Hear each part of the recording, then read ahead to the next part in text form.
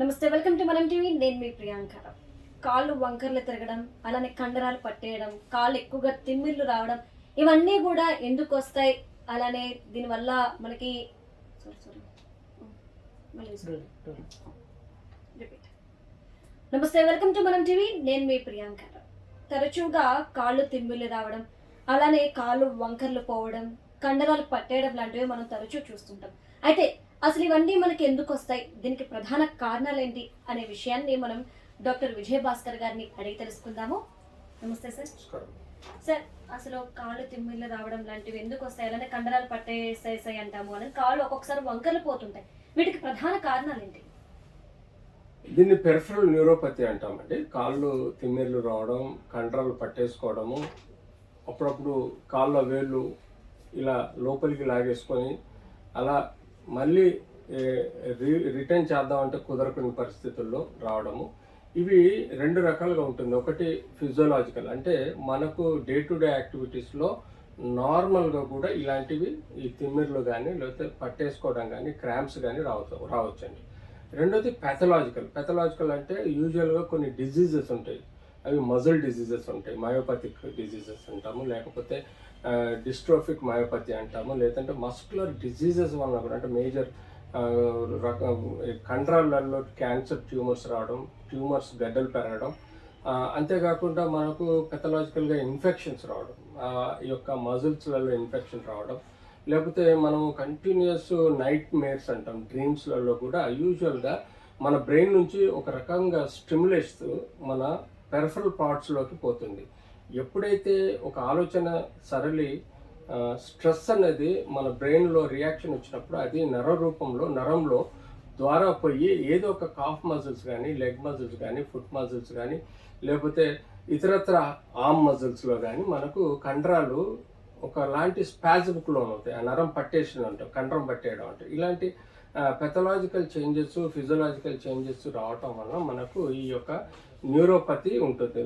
More over like neuropathic diseases like diabetes control లేకపోతే ఈ రక్త నాళాలు ఏవైతే ఉంటాయో సన్నటి కంటికి కనబడిన సూక్ష్మ క్యాపిలరీస్ అంటాము, ఆ క్యాపిలరీస్ బ్లాక్ అయిపోతుంటాయి.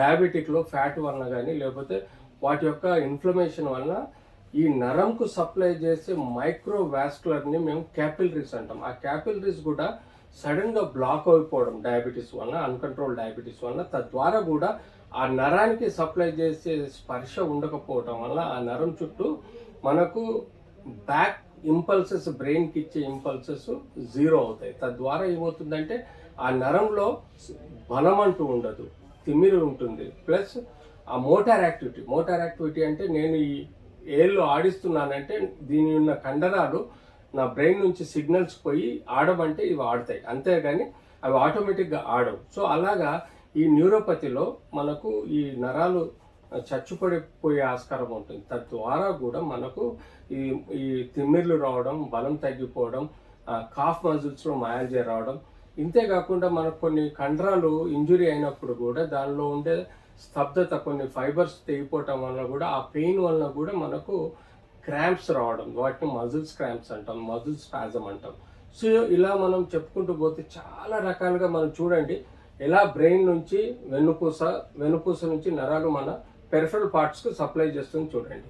సో మనకు ఒక ఇండికేషన్ సిమ్టమ్స్ పెరిఫరల్ న్యూరోపతి ఏమవుతుందంటే ఇది పట్టుకోవాలి అని అంటే ఈ హీట్, ఇప్పుడు ఇందులో క్యాండిల్ పెట్టారు, క్యాండిల్లో హీట్ జనరేట్ అవుతుంది. అది యూజువల్గా న్యూరోపతి ఉన్నలో తెలియకుండానే ఆ చెయ్యి కాలిపోయే ప్రమాదం ఉంటుంది.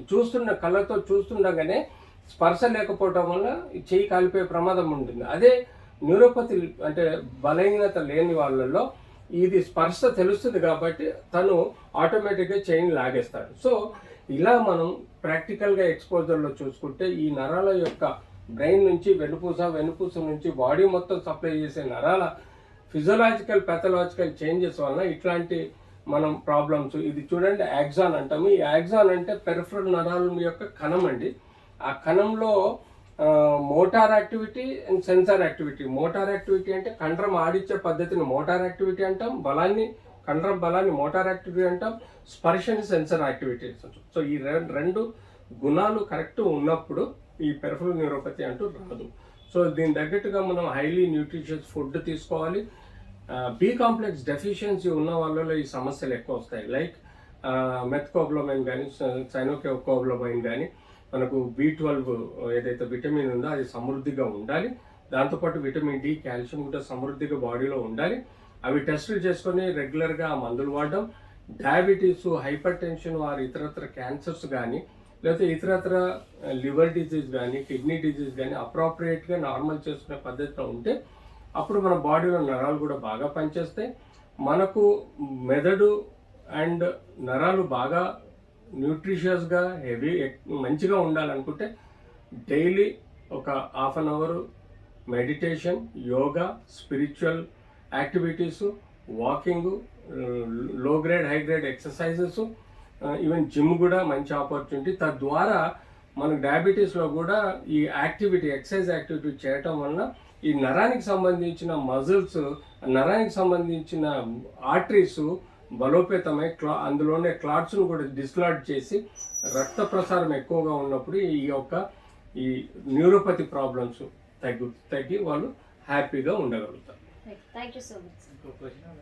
6:30 ఓకే. దీనికి అడిషన్ ఉంది. నరాల బలహీనత ఇంకొక కారణం అండి ఆల్కహాల్ అండి.